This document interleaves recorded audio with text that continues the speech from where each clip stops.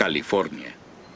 Este territorio se encuentra tan lejos de la Ciudad de México que a su gente la llamaban los de la otra costa. Cerca de 7,000 californianos vivían aquí, la mayor parte en las costas. Para muchos era una buena vida. Las bahías de California se habían convertido en dinámico puerto de entrada para barcos mercantes de muchas nacionalidades.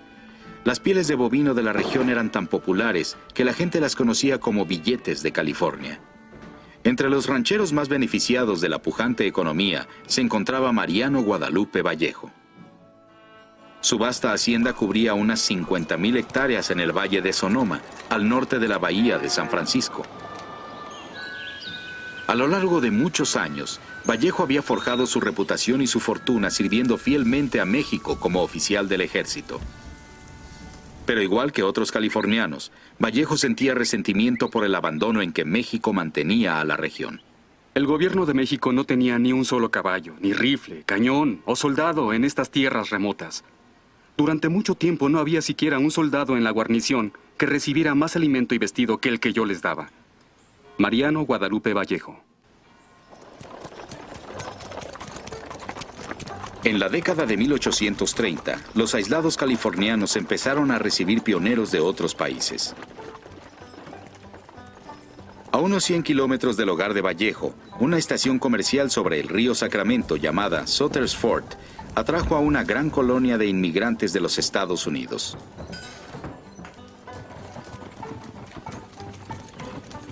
Año con año, más y más carretas atravesaban la cordillera. La marea de gente se elevaba, en parte por las hazañas de un hombre llamado el Descubridor de Veredas. El capitán John Charles Fremont era arrogante y temerario, pero también era uno de los exploradores más famosos de su tiempo. Debía su reputación a la pluma de su esposa Jessie, una talentosa escritora que editaba sus bitácoras en libros que inspiraron a miles. Nuestros vecinos consiguieron la historia escrita por Fremont de California y Oregón. Le trajeron el libro a mi esposo para que lo leyera y él también se emocionó con la idea. Yo le dije, no vayamos para allá. Nuestros vecinos, algunos de ellos ancianos, tenían familias numerosas, pero eso no hacía la menor diferencia. Vendimos la casa y todo lo que no pudimos llevar o vender, lo regalamos. Y así nos unimos a los demás para viajar a California. Mary Annie Jones. Mariano Vallejo tenía sentimientos encontrados respecto a la creciente colonia de norteamericanos en California. Vallejo sabía demasiado bien lo que había ocurrido en Texas cuando los colonos norteamericanos excedieron en número a los mexicanos. Vallejo se sentía fascinado con los estadounidenses porque para él ellos representaban un conjunto de ideales republicanos que había perseguido desde su juventud, del tiempo en que había leído a Rousseau.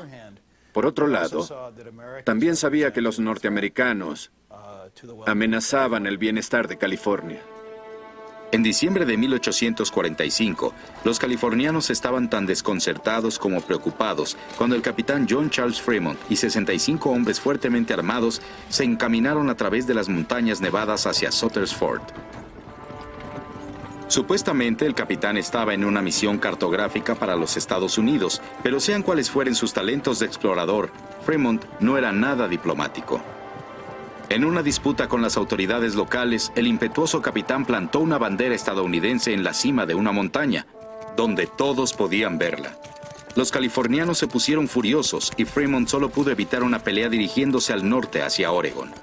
De todos modos, el incidente puso de manifiesto una verdad patente. Su provincia estaba lista para ser tomada por asalto. México no podía protegerlos. Algunos hablaron de independencia, otros de aliarse a Gran Bretaña o a Francia. Mariano Vallejo opinaba que la mejor opción para California era una alianza con los Estados Unidos. Depender por más tiempo de México para que nos gobierne y nos proteja sería absurdo. ¿Por qué razón habría que temer el incorporarnos a la nación más feliz y más libre del mundo? ¿Una nación destinada muy pronto a ser también la más pudiente? La favorable opinión que Vallejo tenía de los estadounidenses muy pronto sería puesta a prueba. 3 meses después de plantar su bandera en las montañas, el capitán John Fremont cabalgó de regreso a Sutter's Fort. Para ese momento, los pioneros norteamericanos de la región estaban ansiosos y enojados, seguros de que se les obligaría a abandonar California. Nadie sabe, por cierto, si Fremont tenía órdenes o actuaba por su propia cuenta, pero el capitán sugirió un plan. Si los pioneros tomaban prisioneros a unos cuantos californianos influyentes, probablemente desatarían una serie de eventos que terminarían por poner a California bajo control de Estados Unidos. Al amanecer del 14 de junio de 1846, el sueño de Mariano Vallejo fue interrumpido por una banda de pioneros estadounidenses que golpeaban su portón. Uno de ellos describió más tarde a sus compañeros. Casi todo el grupo vestía camisas de piel para cazar. Muchos estaban bastante grasientos. Su aspecto era tan burdo como uno podría imaginar. Cualquiera se hubiera sentido mal de caer en sus manos. Vistiendo su uniforme militar, Vallejo se enfrentó al grupo. ¿A qué felices circunstancias debo atribuir la visita de tantos personajes exaltados?, dicen que preguntó Vallejo. Los hombres declararon que establecerían una república independiente en California. Arrestaron al general Vallejo y lo obligaron a firmar una capitulación oficial. Después, los estadounidenses se abrieron paso a la cava de Vallejo. Muy pronto se estaban gritando entre ellos, sumidos en un beodo debate sobre la redacción de su declaración de independencia.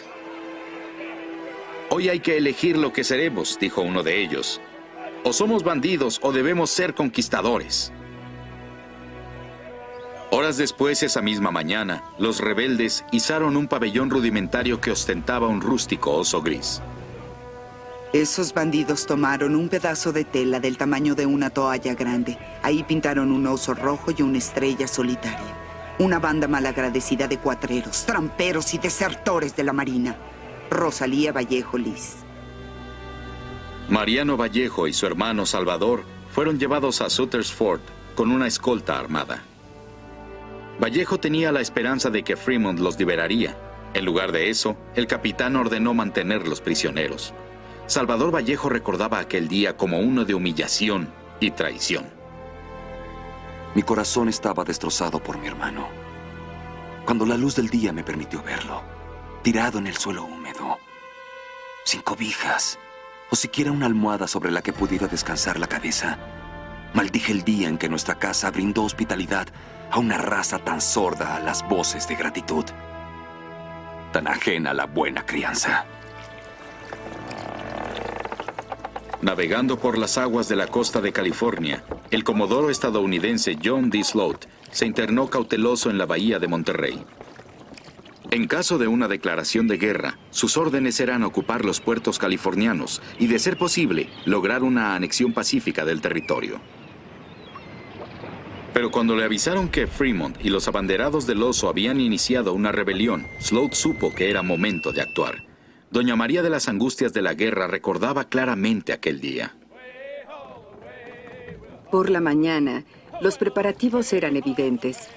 Muchos navíos armados llenos de hombres llegaron a puerto y tomaron posesión sin interferencia alguna.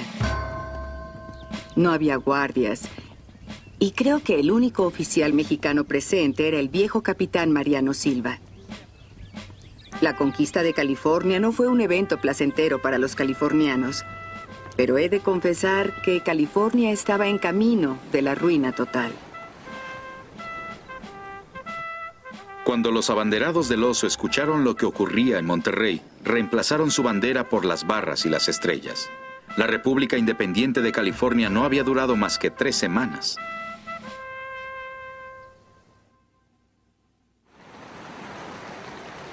Cinco meses más tarde, en diciembre de 1846, los exhaustos soldados de Stephen Kearny finalmente llegaron a San Diego. La travesía de casi 3.000 kilómetros a través del continente los había llevado a la guerra encarnizada. Los californianos habían organizado una defensa contra la ocupación estadounidense. A solo 70 kilómetros de la costa, cerca del pueblo de San Pascual, las tropas de Kearny sufrieron muchas bajas en un enfrentamiento con los hábiles lanceros californianos.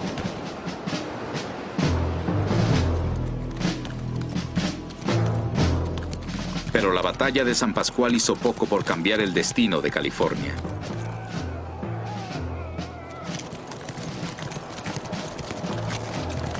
A fines de diciembre, las tropas de Estados Unidos avanzaron sobre Los Ángeles. En San Gabriel y luego en La Mesa, los valientes californianos pelearon ferozmente, pero sin gloria. Este fue el último esfuerzo que los hijos de las Californias hicieron a favor de la libertad e independencia de la patria, cuya defensa siempre les hará honor. Guillermo Prieto. Para cuando Mariano Vallejo supo de la caída de Los Ángeles, ya estaba de regreso en Sonoma, recuperándose de sus 6 semanas de cautiverio en Sutter's Fort. Abandoné Sutter's Fort medio muerto y llegué aquí casi sin vida. Pero ahora me encuentro mucho mejor. He pagado caro el cambio político en mi persona y en mi espíritu, al igual que en mis propiedades. Todo está perdido y la única esperanza de recuperarlo reside en trabajar una vez más. Pese a estar tan desilusionado de los Estados Unidos como de México, Mariano Vallejo tuvo que elegir una vez más. En la plaza que había frente a su casa, cuidadosamente dobló su uniforme mexicano y lo quemó.